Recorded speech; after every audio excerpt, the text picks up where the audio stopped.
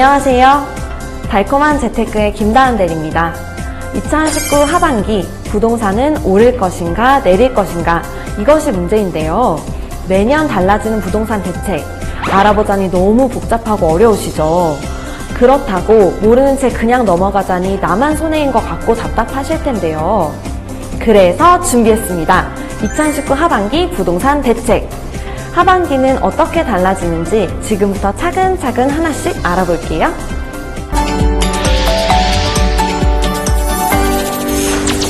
(2019) 부동산 대책.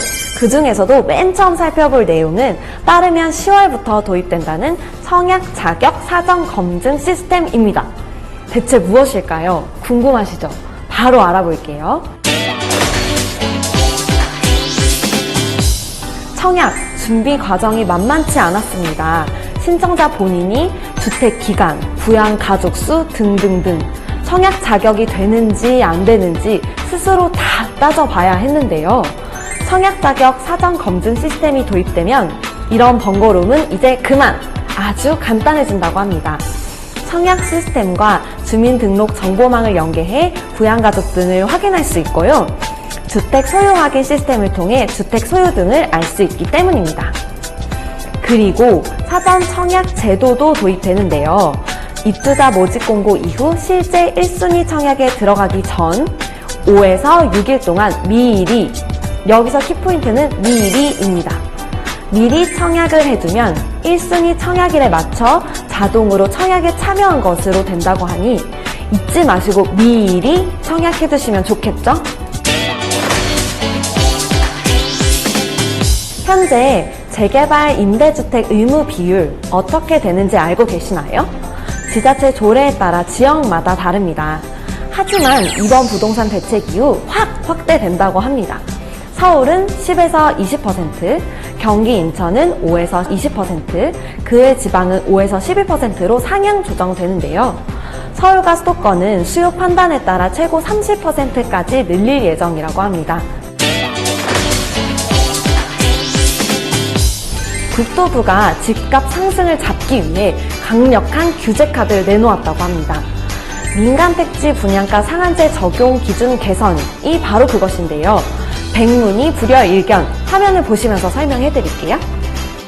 기존에는 투기과열지구 중 일정 요건을 충족한 지역이 민간주택 분양가 상한제 대상이었지만 이번 개정안은 최근 1년간 분양가격 상승률이 높거나 8월 2일 부동산 대책 이후 서울 집값 상승을 선도한 지역 중에서 일반 분양 물량이 많거나 분양가 관리 회피를 위해 후분양으로 진행하는 지역을 선정하여 분양가 상한제를 적용하기로 했습니다. 또한 민간주택 분양가 상한제 적용은 소급 적용 논란을 피하기 위해 시행일을 기준으로 관리처분 계획을 받은 단지나 처분 계획을 신청하고 시행령 시행 후 6개월까지 입주자 모집 공고를 신청한 경우에는 상한제를 적용하지 않기로 했으며 올해 10월에 시행령이 개정될 예정입니다.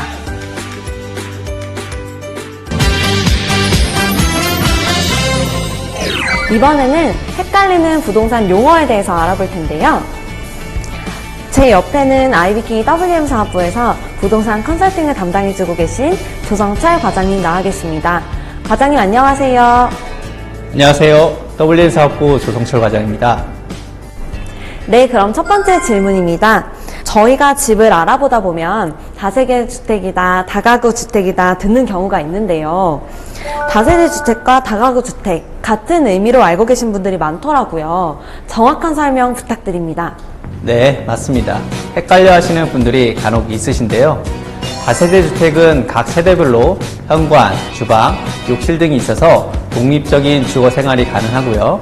각 세대별로 등기가 구분되면 소유와 분양이 가능합니다. 보통 빌라를 다세대 주택으로 생각하시면 되겠습니다.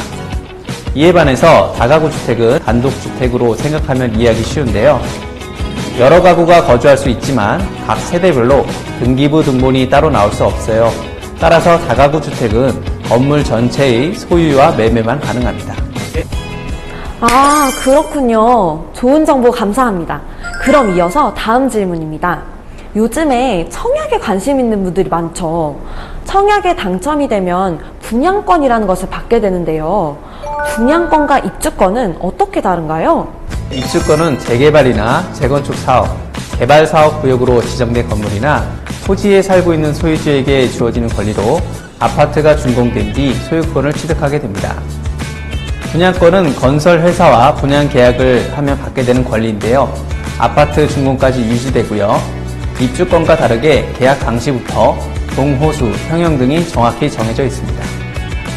분양권과 입주권은 주택 청약 시 무주택자 여부와 양도소득세 주택수 산정 여부로 나눠집니다. 과거에는 주택 청약 시 입주권은 주택수에 포함되었고 분양권은 주택수에 포함되지 않았습니다. 하지만 작년 법 개정 이후 2018년 12월 11일 이후에 취득한 분양권도 주택 청약 시에 주택으로 간주하고 있습니다. 마지막 질문은 등기에 가끔 등장하는 저당권과 근저당권입니다. 저는 물론 알지만 모르시는 분들을 위해 친절한 설명 부탁드립니다. 네, 저당권은 돈을 빌려주는 대신에 담보로 제공된 부동산에 대해서 후순위 채권자보다 먼저 돈을 돌려받을 수 있는 권리인데요. 예를 들어 보겠습니다. A씨라는 사람이 부동산을 담보로 은행에서 1억 원을 대출하려고 하는데요. A씨의 상환 능력에 따라 채권은 줄 수도 늘어날 수도 있습니다. 그럴 때마다 은행은 저당권을 다시 설정하는 등의 번거로운 업무가 생길 수 있죠. 이런 불편을 줄이기 위해 당내의 채권을 일정 한도 내에서 담보하는 것이 근저당권인데요. 은행은 1억 2천만 원에서 1억 3천만 원을 근저당권으로 설정해서 채권액이 변경되더라도 근저당권을 새로 설정하거나 변경하지 않아도 되게 하는 것입니다. 네, 조성철 과장님, 오늘 좋은 말씀 감사드립니다. 여러분은 내 집 마련을 위해 어떤 노력을 하고 계시나요? 무주택자라면 청약에 적극적으로 참여해보세요. 민간택지 분양가 상한제가 시행되면 청약시장의 매력은 한층 더 업그레이드 될 테니까요. 다만 분양가가 9억을 초과하면 대출이 안 된다는 점, 이 점을 잊지 마시고 자금을 꼼꼼히 따진 후 청약에 나서야 합니다. 아파트 가격이 많이 오른 상태이기 때문에 기존 아파트 구입보다는 아파트 입주권을 받을 수 있는 재개발 주택이나 재건축 아파트를 구입하는 것도 좋은 전략이라고 합니다. 오늘 달콤한 재테크는 여기까지고요. 다음 시간에 뵙겠습니다. 감사합니다.